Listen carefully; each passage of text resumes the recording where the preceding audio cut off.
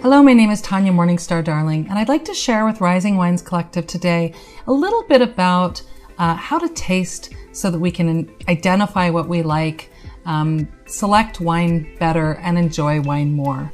I want to start with a quote by Ernest Hemingway from his novel Death in the Afternoon, which is a little bit of a gruesome book about bullfighting, and also a little bit about wine.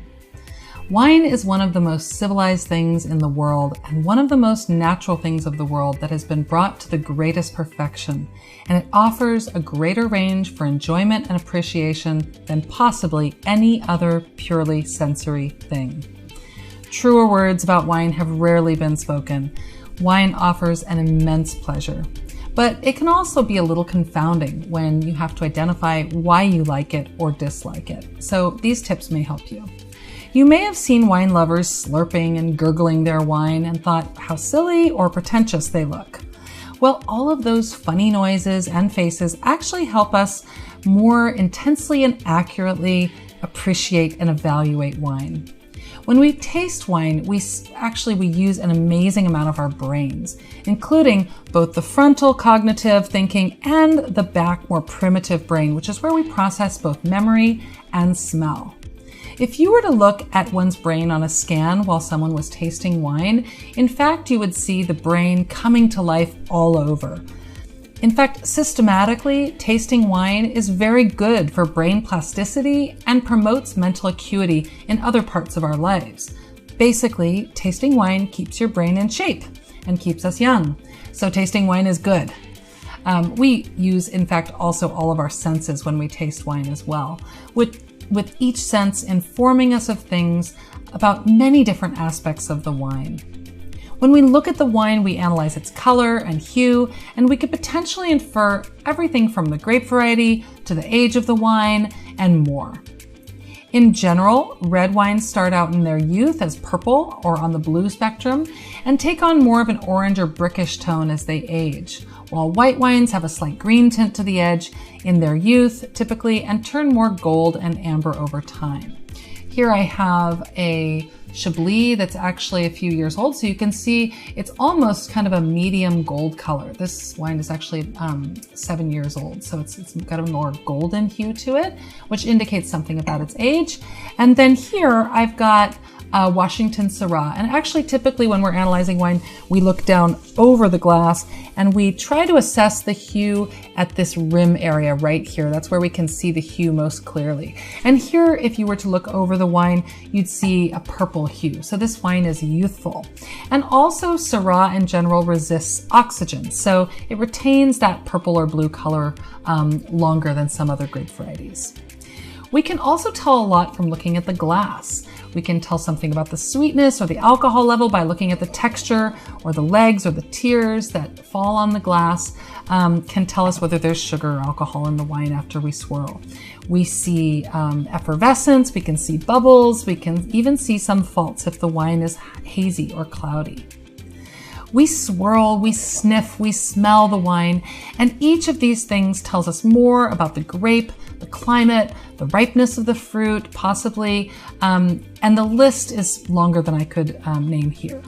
So we also, when we smell the wine, we smell it not just through our nose, but also through our retronasal cavity after we've tasted it.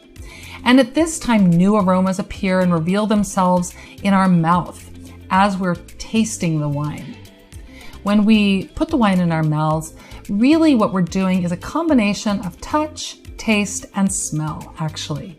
We feel the texture of the wine, which tells us about the thickness of the skins, through the tannins, the density of the solid matter, and the texture of the liquid, the acidity through our mouth watering, sugar and alcohol composition through the viscosity and weight of the wine. And these things we appreciate on the palate can be referred to as mouthfeel and are connected ultimately with body, which is our overall impression of how large the wine is. And we use these terms like heavy, rough, smooth, or sharp to describe how the structure of the wine feels. Although hearing is actually the least important sense used in wine tasting, let me ask you this.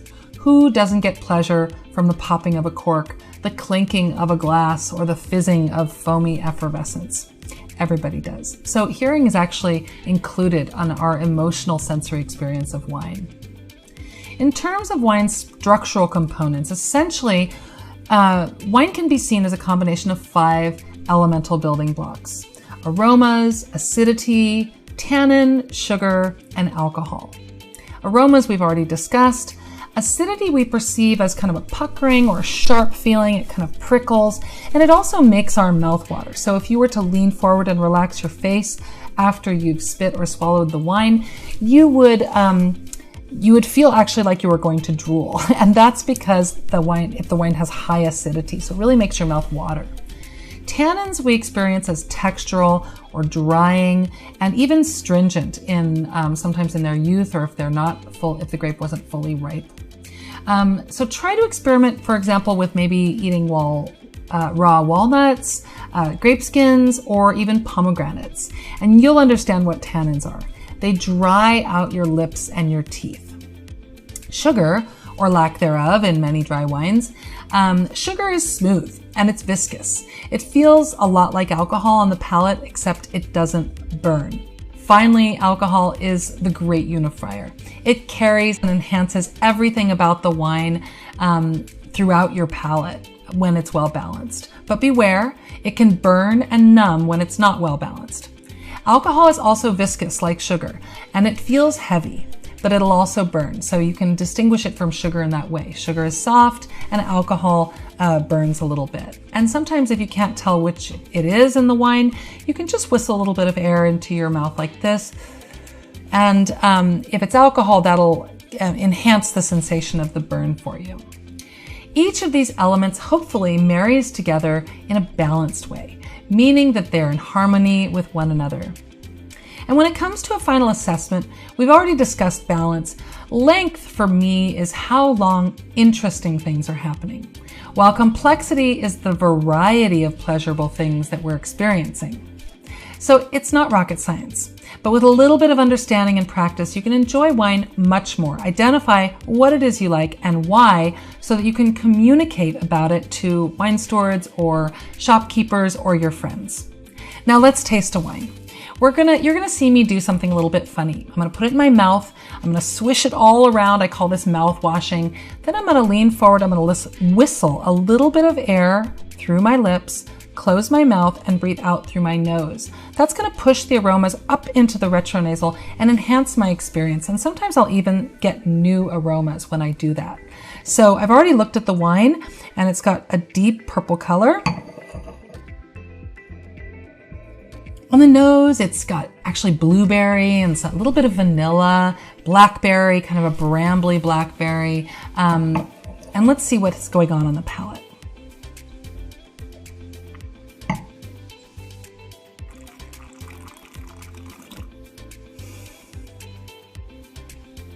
So you saw how I did that, and now actually all of those aromas are really exploding for me. And you can see I'm having a little bit of a hard time talking. That's because the acidity is high, as is the alcohol actually, but the alcohol is really well balanced with the things that are going on in this wine. And there's the tannins are plush and velvety. It's really ready to drink now and very inviting. This is a Washington Syrah, as I mentioned. So it's big, it's robust, and it's fun.